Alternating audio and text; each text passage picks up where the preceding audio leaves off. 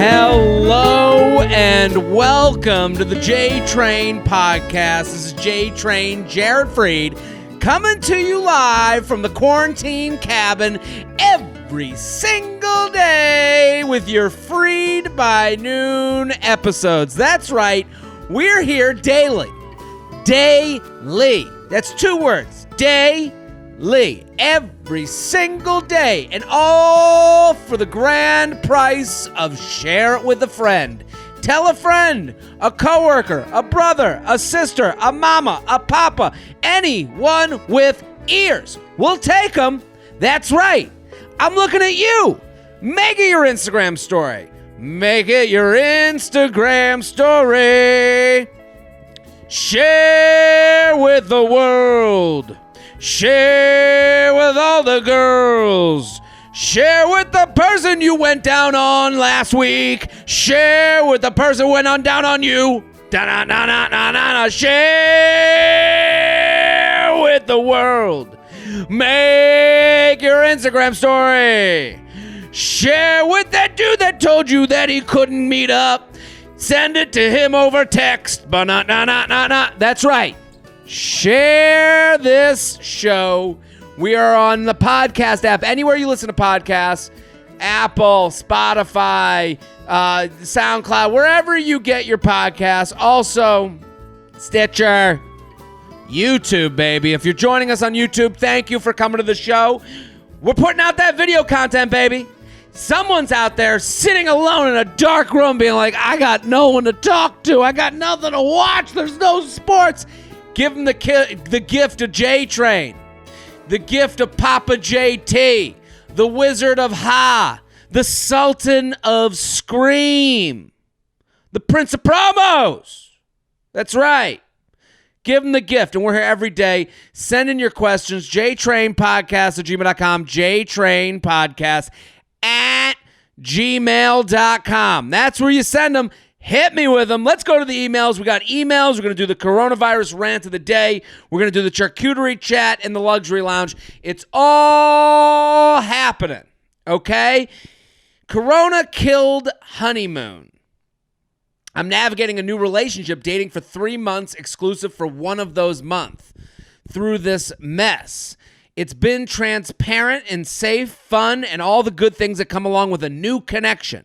Enter motherfucking COVID-19.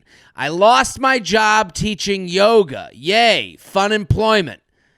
And my boyfriend is working from home, TG. Thank God. He invited me to crash at his place the night all the shit went down and businesses started closing last week. That night, he was like, why don't you plan to stay here so we can isolate together? Fun, right? Well, that's why I'm writing. First couple of days were great, in my opinion. We were communicative, did our best to create boundaries so he could work from home and me not be in the way.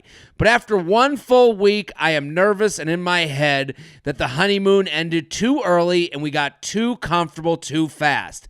He says everything is fine, but last night, Sunday, I decided to sleep at my place. And we talked how we needed to make it as normal as possible.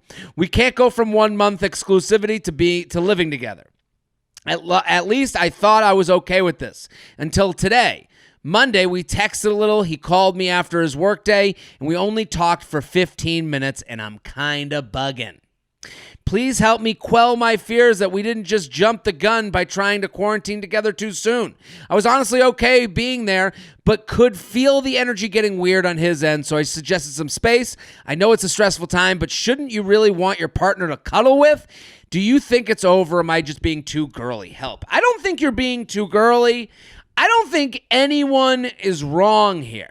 I don't think, and I know that's not the answer you came for. Maybe you did. I don't know.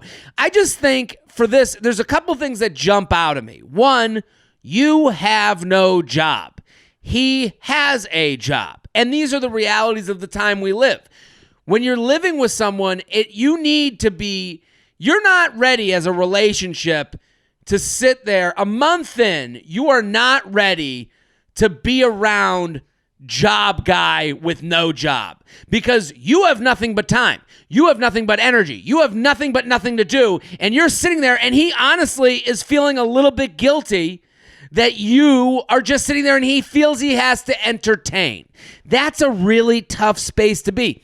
Now, if you had a job and he had a job and you guys went into different rooms, you did your thing, he did his thing, then it would be like, hey, how was your day? How was the living room? How was the bedroom? It's a little bit more removed. I would feel, if I was the one with a job and you were there at my place, I would feel like, oh God, not only am I in a relationship, but I'm also the director of entertainment. I'm also the clown that has to put on puppet shows midway through the day.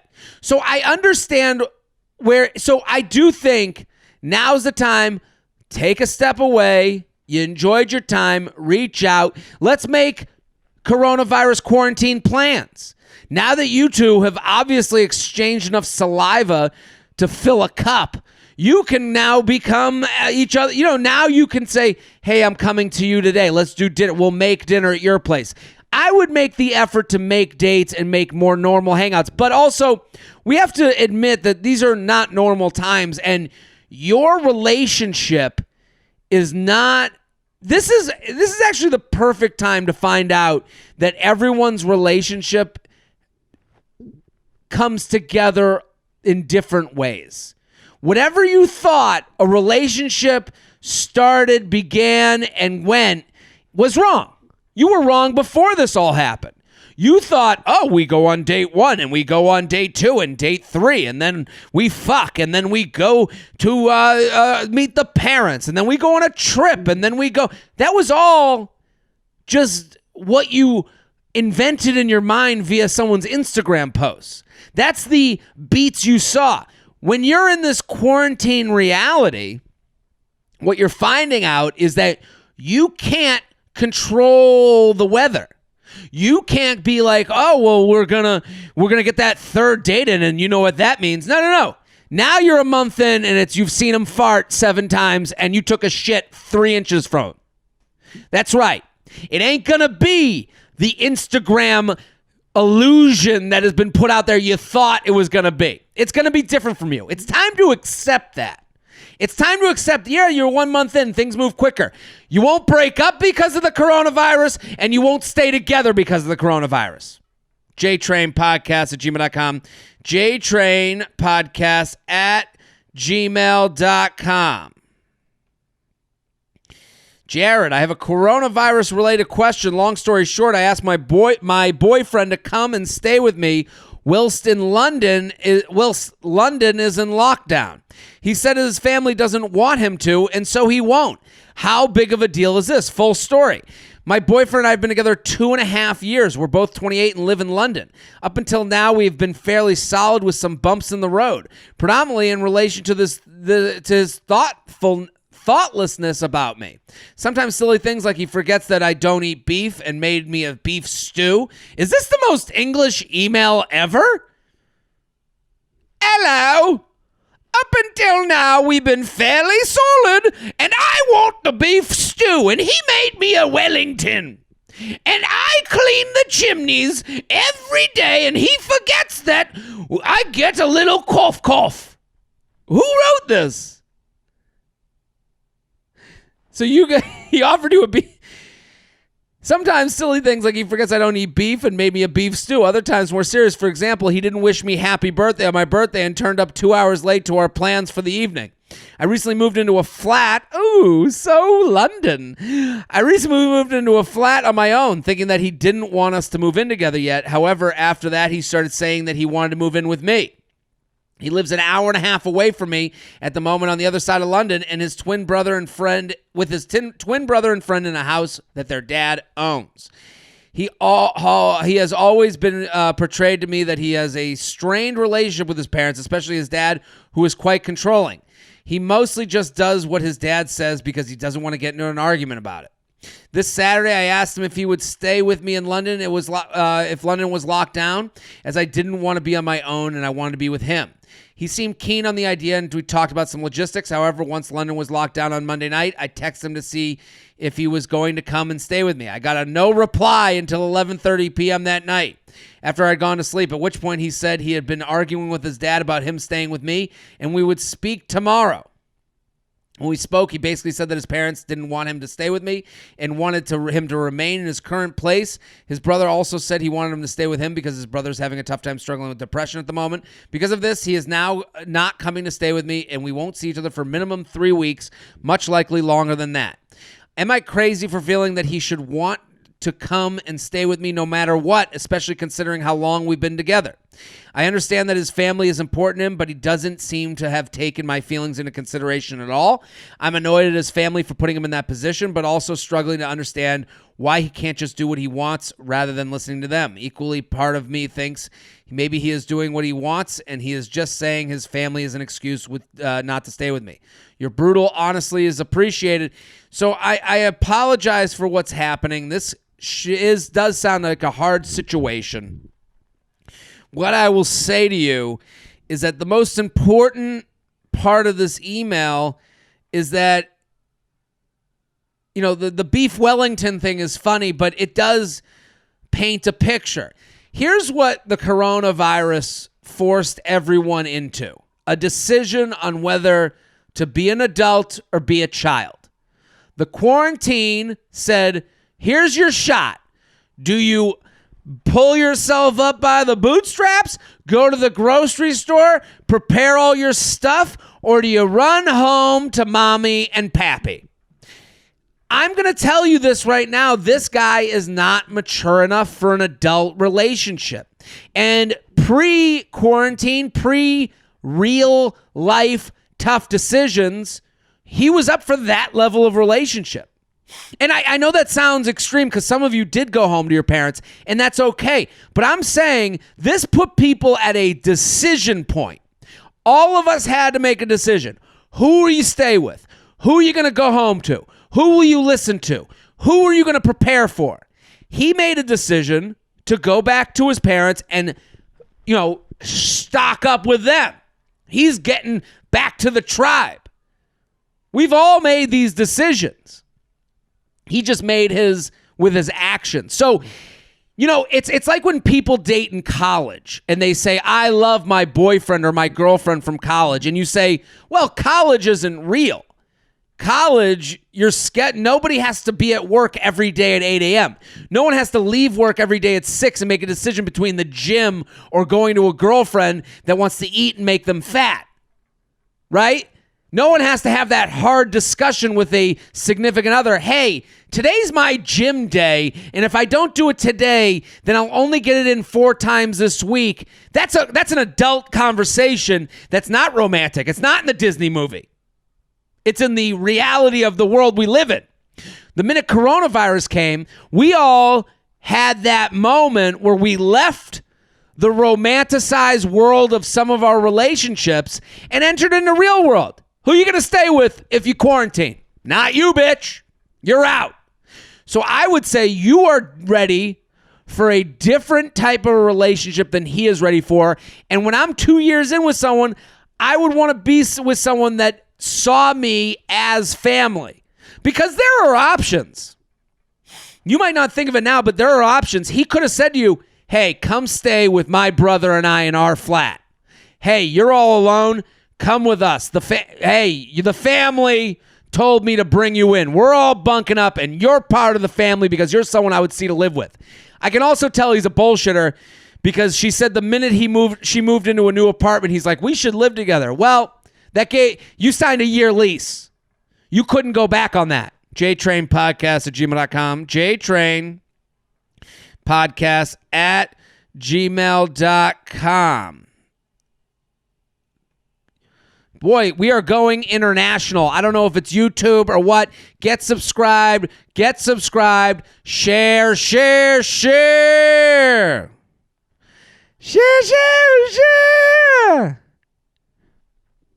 Papa J, hello from Germany. I met this guy for a hookup on Tinder 2 years ago. We basically saw each other once a month over 2 years. I know. I'm the only one counting the time. Well, we basically catch up on each other's lives, hook up, and then he'd leave.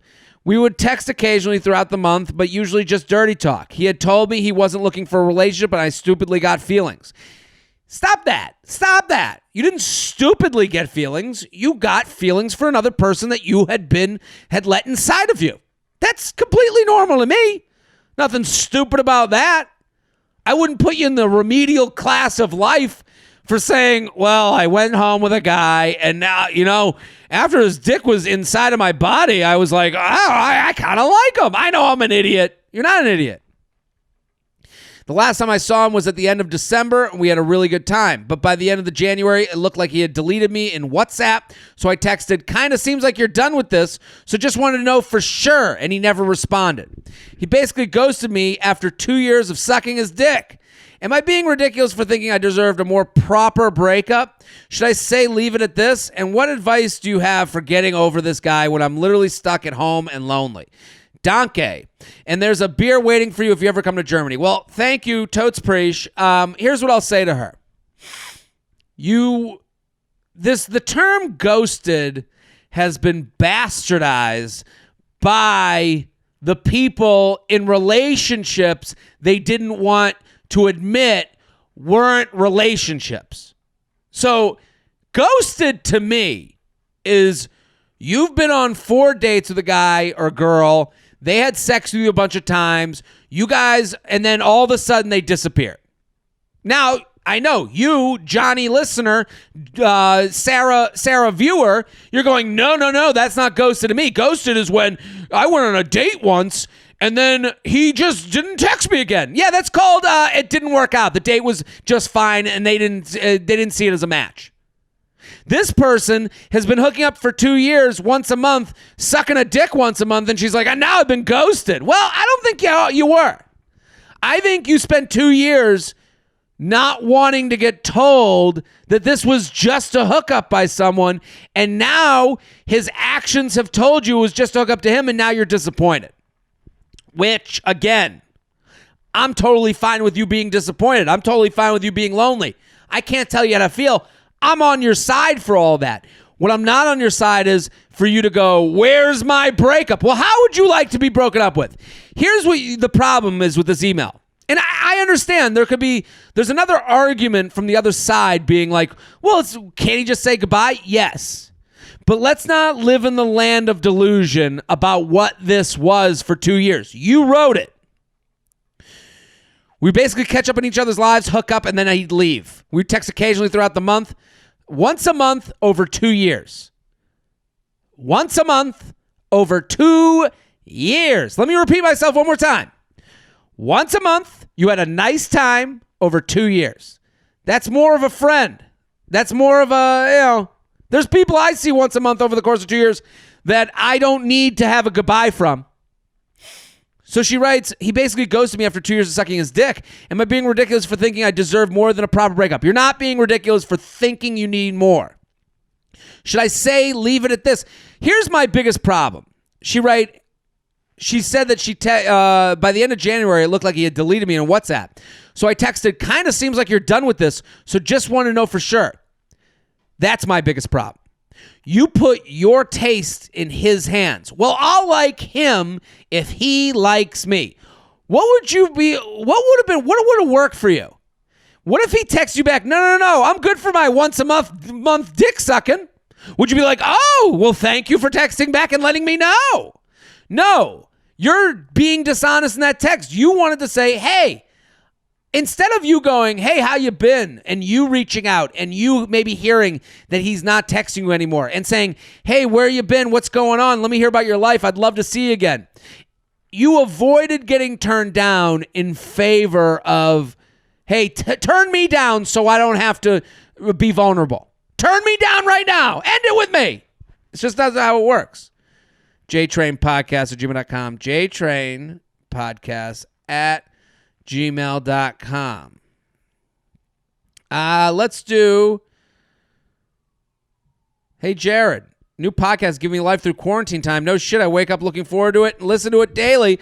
So far on my daily outing for a walk on my street. Currently have quite a few virtual men on my hands at the moment, so I may be writing in more than once. Well, just do this one. Let's get through one.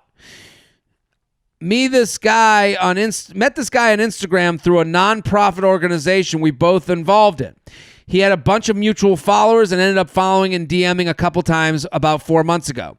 3 days ago, he slid into my DMs and randomly, because he realized our moms went to college together, Jewish geography, and then started making conversation with me. Turns out he's going to grad school in the fall near where I am in grad school now. He said we should get drinks after the pandemic and asked for my phone number. Now we've been texting every day. I think he's super hot, but he has a girlfriend according to his social media. And hers. I checked. Oh, shit. What does this mean? Do you think he's just a really friendly guy? Is he backburnering me for the future in case of a breakup? Maybe he senses an impending breakup and wants to stock the pipeline. The girlfriend does not live near the grad school. Let me know your thoughts. Yeah, that's exactly what's going on. I call this the hookup alley-oop, okay? The hookup Hail Mary, let's call it, okay? But I've been talking about this for years. So I'm sitting here with a girl. Oh, yeah, I got this girl in my hands. I'm still dating the old bag. I'm still dating some other chick.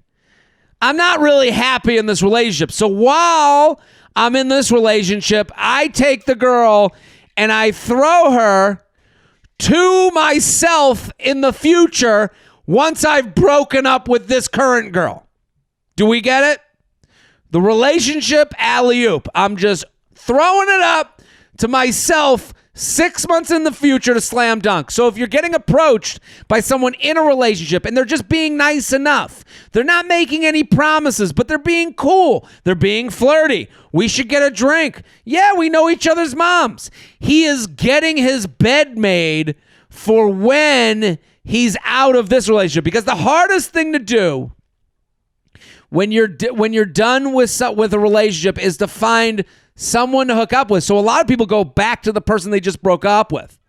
A lot of people go to the Rolodex of people that they've been messaging with because they know they're less likely to hear a no from them. You are a soft landing pad for his dick 6 months from now. So be wary. Don't tell you I didn't tell you. jtrainpodcast@gmail.com. jtrainpodcast@gmail.com. Let's keep sending those emails. Let's go to the coronavirus rant of the day. Hit the music, Shelby. Today, I want to talk to you influencers. Influencers, whatever we followed you before the quarantine, we are now following you after the quarantine. If you were putting out butts, we're still here for butts. You're not going to be the one that saves us. Your Instagram captions are not the ones we're going to be telling our grandkids about that made us feel better at night so that we could go to bed. You're not the hero. You are the butt model. You are the mommy blogger. You are let the nurses, let the doctors go out and save and then write on their Instagram, here's what's going on at the hospital. Everything's going to be hard, but we're going to be okay. I've seen a lot of light out there. You have a job to do, and it's the same job you were doing before. Don't go, because what they're doing, all these influencers, don't go changing your language. I don't need, if your Instagram captions were like, hey guys, who's up for a fun crop top for the spring? I want the same fucking crop top caption today. I don't want your caption being like, we as a nation need to come together and find one another's souls and grab hands virtually and use my promo code COVID-19 to get 19% off hand creams that I'm also selling because we can't touch hands. And in a land of no touching hands, we need to come together with my hand cream. Like, get the fuck out of here. You had a job before. It's the same job now. You're not easing anyone. I read one that was like, the world has forever changed today. I dream of a day when laughter wins, when flu season is gone. We can go to other places than you. We had scientists, we had researchers, we had authors that we followed before you. You had a job before. We will remember you best for continuing to do that job. Listen, I was yelling and complaining and talking charcuterie before the virus. You know what I'm doing now? I'm yelling, complaining, and talking charcuterie. That is our coronavirus rant of the day. You can send in yours, jtrainpodcast@gmail.com, jtrainpodcast@gmail.com. Let's go to the luxury lounge. Every episode of Freid by Noon, I'll be doing a luxury lounge segment. Now, the luxury lounge is something I do on Patreon, okay? Patreon is a place where artists like myself, people who put out content, can get paid for their content. There's already 2 years of podcasts that are waiting for you. You can sign up. It's $5 a month, $15 if you want advice. You send in these emails. I don't answer every email. If you want your email answered for sure, patreon.com/JaredFreid, patreon.com/JaredFreid. One of the segments I do on Patreon is called The Luxury Lounge, where I complain about luxury items with a guest from the podcast. There are episodes up there right now. There's more to come. So go sign up, patreon.com/JaredFreid. Hit the music, Shelby. Today on Luxury Lounge, I want to talk about I have too much time on my hands. That's really... Nothing is more luxurious than saying, I'm flush with time. Because there's people out there, doctors, nurses, people who work in the service industry that are cleaning stuff right now. They can't find a minute. I have too much time. And you know what? The worst part about too much time is you don't have excuses. I was on the phone the other day and I was like, hey man, we're talking for 15 minutes. And by the end of the conversation, I was like, I gotta go. And I was like, man, I've never told a more bold-faced lie in my entire life. I gotta go. Go where? Where am I going? How do I even say that to someone? The other night, someone asked me if I could do something at 5 o'clock and I didn't want to do it. I couldn't say, I won't be at my apartment. They know, right? That is when you know you are just lying to people's faces. You know where I am. Everyone right now that says they're busy to do something with you just doesn't want to do something with you. That's the reality. That's the luxury of time. Is now we all have it, and now we're realizing who we want to spend it with. All these people used to come online and go, I'm one of those. I'm an introvert. I don't like to hang out with anybody. Well, you're finding out what it's like now. And no one wants to hang out with you, even over Zoom. They're even avoiding your Zooms. They don't even have to be fucking locked in. That's our luxury lounge every day on Freid by Noon. Send in your luxury lounge at jtrainpodcast@gmail.com, jtrainpodcast@gmail.com. Patreon, that's where you can find many luxury lounge episodes. So every day on Patreon, you can find those. There's already videos. I have videos every Wednesday. We put up a new luxury lounge. Patreon.com/JaredFreid, $5 a month. The low price of $5.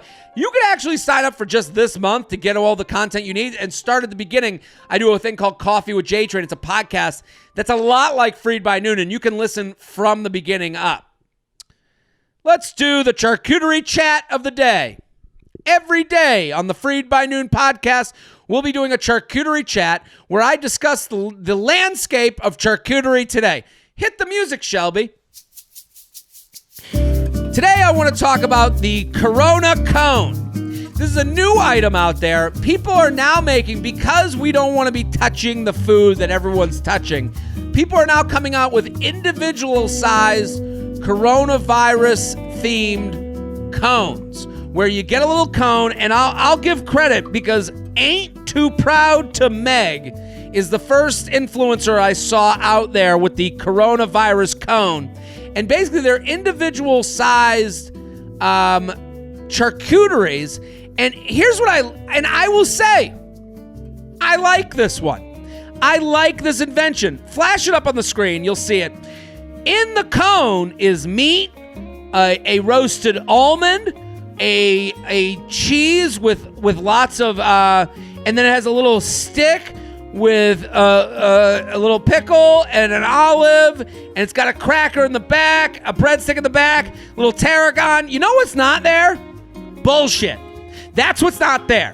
This is a lesson. Because here's what the coronavirus cone, the charcuterie cone, tells me. It tells me the boat is sinking.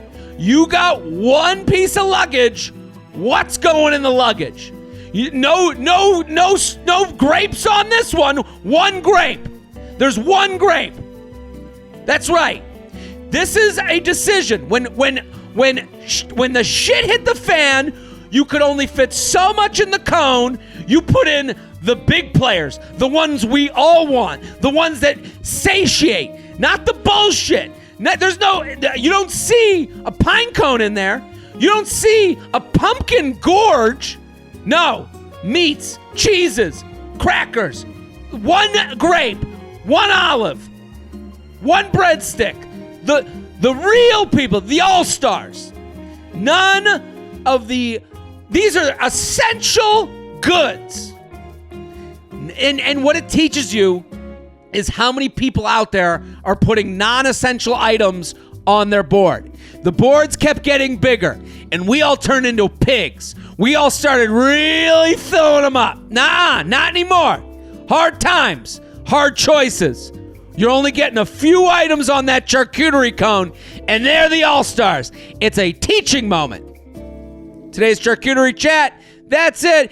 Send yours in. jtrainpodcast@gmail.com. jtrainpodcast@gmail.com. We end every episode with a quick hits. Let's get to some quick hits. Let's go to it while we're here. Quick hitter question, Freid by noon. What do you do if your ex's new girlfriend has been heavily creeping on your social media? Following and unfollowing, liking old posts. Do I tell him I just want them to leave me alone? This is a great question, because if someone is following and unfollowing, this happens even with a bigger following. You notice these people. Even you notice the person that follows, unfollows, follows, unfollows, because they're trying to let you know, hey, I'm here. What up, bitch? This is the female version of being like, this is not even female. This is the version of being in the schoolyard calling out to you. Hey, what up, bitch? Fuck off. I got your boy now. That's right. That's right. So what should you do? You go to the ex. Obviously, the ex is having problems with his new girlfriend. So you go to the ex and you say, and it has to be cut and dry. Hey, your new girlfriend keeps following and liking my pictures. It's weirding me out. I'm trying to move on from you. This isn't a text to let you know that I'm into it, or this isn't fun for me. You have to be, and a lot of women will tell me, oh, you're being aggressive when I tell you a text to send. Yeah, you know why it's aggressive? Because it gets the fucking message across. And you don't want to deal with this the rest of your life. Hey, dude, I'm moved on from you. It makes it harder to have your new girlfriend following and unfollowing me and liking all posts. I'd appreciate it if you tell her to stop, and I'm going to block today. Then you block. Game over. And I know you don't want to seem like you care, but you do. It's okay to show you care. You know what showing you care does? It gets you honesty, and it gets it to stop. Quick hitter questions. Here's another one.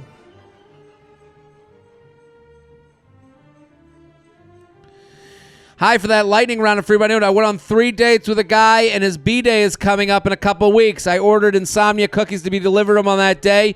Now he kind of ended it with me. Oh! Should I tell him I send him the cookies to give him a heads up, or cancel the order, or just let it be? Cancel the cookies. The cookies are done. Send them to yourself. Get your post-breakup cookies in. And it's okay that he ended it. That's okay. It didn't work out. Listen, it's fine. But you went on 3 dates. You thought enough of him. You did the honest thing. Don't ever get mad at yourself for being honest. Don't ever kill yourself for being... You went on 3 dates. You had a good enough time to be like, hey, let's do something thoughtful for his birthday. Then you sent some cookies. Then he ended it. Okay, thoughtful gesture. Don't make it into a lie. Because now the lie would be to send him the cookies anyways and be like, oh, I guess the cookies came. I guess you see what kind of a person you let go of. It's like, no, he won't do that. What he will do is be just nice enough to hook up with you at his leisure. So let's say you send the cookies. You send the cookies, he gets them, he eats them, he goes, oh my God, I can't thank you enough. Yeah, we should talk this out. After this is all over, we'll figure something out. Now you're like, oh, well, I guess he's not a bad guy. I guess he doesn't hate me. He never hated you. He just doesn't want to be more serious. That's why he kind of ended it. Cancel the cookies or send them to yourself, send them to a friend. Just get out. Leave the burning building.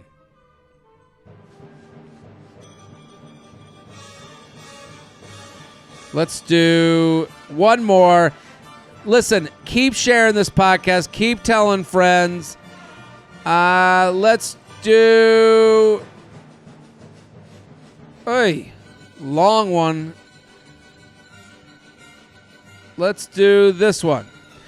Jared, would you rather never have an appetite, making dieting effortless, but have extreme difficulty achieving an orgasm? So 1 orgasm for every 10 attempts. Or always be hungry, making weight loss impossible, but be able to come easily. I think I'm living in the second reality now. I am always hungry. I can come whenever I'd like. I think I'd rather the 1 come for every 10 attempts. I can go down on chicks. I can go down on my girlfriend, all that stuff. FYI, this hypothetical is less random than it seems. My COVID anxiety has been off the charts, so my doctor prescribed me an antidepressant to get me through the next few months. It has absolutely killed my appetite, but it also made coming nearly impossible. This is unfortunately a common side effect with antidepressants. I've heard this before. I think I choose to look at the positivity in all of life's fences. So I feel for you. It's got to be hard to go through this with depression, and it's nice that you're taking care of it. You went to a doctor. That's amazing, and you're attacking it with medication that can work for you. This is all great stuff. I would say let's get that COVID body. We're going to be on the beaches. I promise you. This summer, we're all going to be on the beach by noon, okay? All of us. All of us are going to be on the beach. We're going to have a great summer. This is just a speed bump for life. Let's take the anti-anxiety medication and let's move down to oatmeal in the morning, lean protein at night. Why not? That's our podcast, J-Train Podcast. If you want to send something in, jtrainpodcast@gmail.com. Keep telling your friends. Share. Share